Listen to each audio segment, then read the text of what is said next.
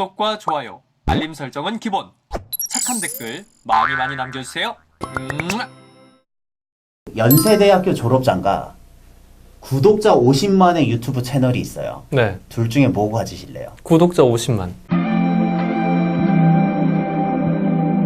의치대, 한의대 이렇게 정말 이과에서 전공을 딱 타겟팅을 하고서는 준비를 시작하는 사람들도 있지만 그냥 막연하게 내 아이는 스카이를 나오면 성공한 거다. 스카이를 나오면 성공할 것이다. 사회에서 이렇게 생각하시는 부모님들도 계세요. 본인 같은 경우에는 그럼 선생님은 어쨌든 카이스트 서울대 이 학위가 있잖아요. 세상 살아가는 데 있어서 정말 성공으로 가는 보장을 해주는 지름길이라고 생각해요? 이것도 약간 애매한 질문일 수 있는 게 요즘은 정말 학벌이 주는 이점이 많이 줄어든 것 같다라는 얘기를 많이 해요. 맞아요. 있으면 유리한 건 또 맞아요. 예를 들면 유리할까요? 그러니까 손해는 안 보겠지. 이태원 아나운서처럼 키가 좀 커요. 음. 그리고 좀 말랐고 얼굴이 잘생기면 같은 일을 하더라도 유리할 수 있잖아요. 저는 대치동 캐슬이라는 유튜브 채널을 운영하잖아요. 제가 쌓은 노하우는 진짜라고 생각을 하지만 처음에 클릭을 하는 확률이 높은 건 제가 학벌이 좋았기 때문일 거라고 생각하거든요. 여전히 그 학벌이 있기 때문에 진입할 수 있는 분들이 존재는 한다. 그런 부모님의 입장에서는 이렇게 할 수밖에 없는 거예요. 한번 시켜보고 안 되면 접더라도 안 시킬 수는 없는 것 같아요. 근데 이런 것도 있어요. 겪어보지 않았어요? 회사 생활하면서 야, 넌 서울대 나와가지고 맞아요. 이것도 못하냐? 이런 얘기도 듣잖아요. 그러니까 이게 어떨 때는 무거운 왕관처럼 이겨내야 되는 짐작. 요즘은 세대가 많이 변했다고 생각한 게 질문이 있어요. 연세대학교 졸업장과 구독자 50만의 유튜브 채널이 있어요. 네. 둘 중에 뭐 가지실래요? 구독자 50만. 이제 이렇게 된 거예요. 선행의 속도가 지나칠 정도로 많이 진행된 경우가 있어요. 네. 그런 경우가 이제 들어서 알았잖아요. 지금 놀라신 그쵸. 것 같은데 현실이란 말이죠. 이 현실과 우리가 나아갈 방향을 어떻게 적정을 맞추는 게 좋을지가 항상 고민이기는 해요. 왜냐면 이제는 기준이 없어졌어요. 얼마큼 하면 적당할까요에 얼마큼 하냐요가 없어졌어요. 제가 방송 프로그램을 진행하면서도 느낀 거지만 저희 항상 바르고 올바른 이야기를 할 때 시청자 게시판에 그런 글이 올라와요. 야, 현실을 제대로 알지도 못하고 이런 아름다운 얘기만 하고 있을 거냐. 지금 스카이캐슬 드라마 난리도 아니고 입시 코디 막 이런 문제가 지금 화두인데 정말 대치동에서 일하고 있는 그 입시 컨설턴트를 불러서 코디네이터랑 맞짱 토론이라도 해야 되는 거 아니냐 이런 시청자 게시판에 글이 올라와요. 그런데 이런 시도가 없었던 건 아니에요. 예전에 그런 시도를 했었지만 다시 할 수 없는 이유는 그런 분들이 방송에 나와서 정말 사교육 시장을 적나라하게 딱 보여주잖아요. 그러면 그 방송을 보고 있는 사람들이 불안감을 느끼면서 나도 해야 되나? 라는 생각을 제일 먼저 하게 돼요. 그래서 오히려 입시 컨설턴트 이런 사람들의 연락처를 알고 싶어하는 문의가 오히려 더 쇄도하는 상황이 펼쳐진단 말이에요. 내가 지금 당장 불안하니까 남들은 다 이렇게 하고 있었는데 나만 안 하고 있었던 거야?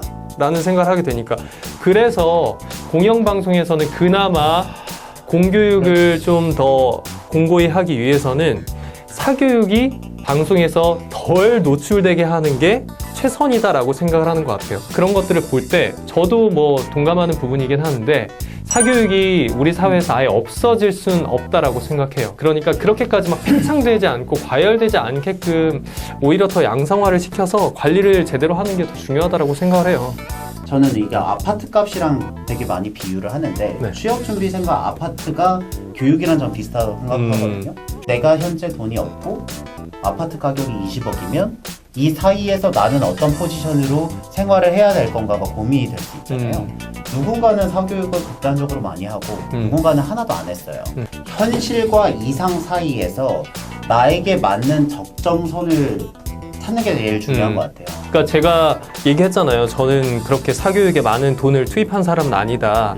뭐 물론 아버지 덕도 있긴 했지만 대학교 입학한 이후에도 사실 뭐 토익 학원이라던가 아니면 뭐 아나운서 학원이라던가 이런 데 등록해 본 적이 없어요. 저 혼자 스스로 할 수 있다고 생각을 했거든요.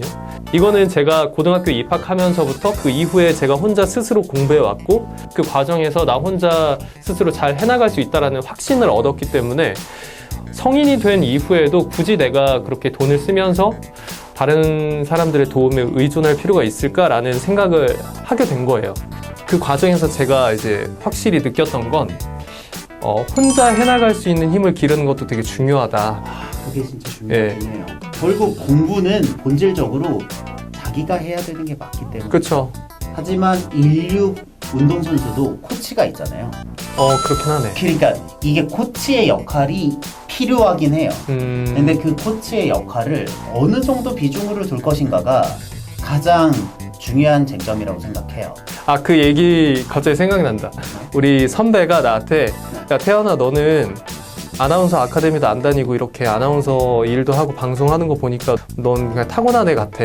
그런데 네가 만약에 학원을 다녔으면 넌 좀 더 일찍 성공했을 거야 라는 얘기를 해요. 그럴 수도 있죠. 왜냐면 그걸 끌어주는 사람이 있으면 있으니까. 그게 이제 더 속도를 붙여서 달릴 수 있었을 텐데 제가 그걸 못했으니까 그만큼 더 늦어졌을 수도 있다라는 생각을 해요. 이게 약간 그런 거예요. 이 사람은 여전히 훌륭한 사람이지만 어떻게 정렬을 하느냐에 따라서 역량을 발휘하는 게 약간 차이가 나는 경우도 있어요. 얘기를 하다 보니까 이제 이렇게 결론을 낼 수 있을 것 같은데 어쨌든 원석은 있어. 원석은 있어. 근데 맞아요. 이 원석을 잘 가공할 수 있는 조력자가 필요한 거죠. 근데 그 조력자의 비중을 이 원석에 비해서 어느 정도로 줄 거냐가 이게 원석인지 혹은 원석이 아닌지를 구분하는 것 구분할 자체가 수가 너무 없어? 어려워요. 그냥 깎아보니까 그냥 일단 깎아보는 거예요. 깎았는데 깎아봐서 돌멩이는 보석이 어떻게? 보석이 나오면 잘 깎길 잘한 거고 깎아보다가 돌멩이가 나오면 어쩔 수 없는 거예요. 뭐야 그게? 제가 생각할 땐 더 중요한 건 이 원석을 가공하는 데 드는 공임비. 공임을 적정 수준에서 하는 게 중요하죠. 하는 게 중요할 것 같아요. 그 공임 혹은 교육이 음, 내 가게나 사회 경제적인 상황을 봤을 때 지속 가능한 선에서 해야 돼요. 헬스 하세요. 네 하죠. 적정 키로가 50인지 60인지 70인지 혹은 보디빌더처럼 150인지는 모르는 거잖아요. 그렇죠. 해보면서 나에겐 적정 무게가 70인가를 하나씩 찾아가서 확신을 갖는 게 제일 낫지 않나. 근데 평정심을 찾는 게 너무 어려워요. 왜냐면 옆에 150kg 그쵸. 드는 애가 보이거든요. 그러면 괜히 더 들고 싶지. 왜냐면 네. 150kg 드는 애를 보면 150kg 드는 게 불가능하지 않다는 걸 알게 되거든요. 아니 그보다는 150kg 드는데 옆에서 20kg 들고 있는 내가 너무 초라해 보여서. 그게 같은 맥락이에요. 그래서 내가 괜히 이제 들지도 못하는데 더 무거운 거 들고 와서 이제 그러다가 하다가 다치는 떨어지면 거지. 그러니까 그 150kg 드는 두세 명이 보이면 옆에 있는 20kg 드는 애가 이 생각을 하는 거죠. 우리 애도 150kg 들 수 있는 거 아니야? 왜냐면 150kg 든 애가 실제로 보이기 때문에. 20kg 드는 걸 그냥 지켜봐 주세요 어머니. 네, 이렇게 EBS에서 프로그램 진행까지 했던 이태원 아나운서와 함께 많은 이야기를 나눴는데요. 저는 오늘 초대받고 오면서 내가 공영방송에서 방송을 했는데 대치동 깨부수자라는 마음으로 왔거든요. 근데 저도 개인적으로 많이 배우고 갈 수 있는 시간이어서 참 뜻깊었던 것 같습니다.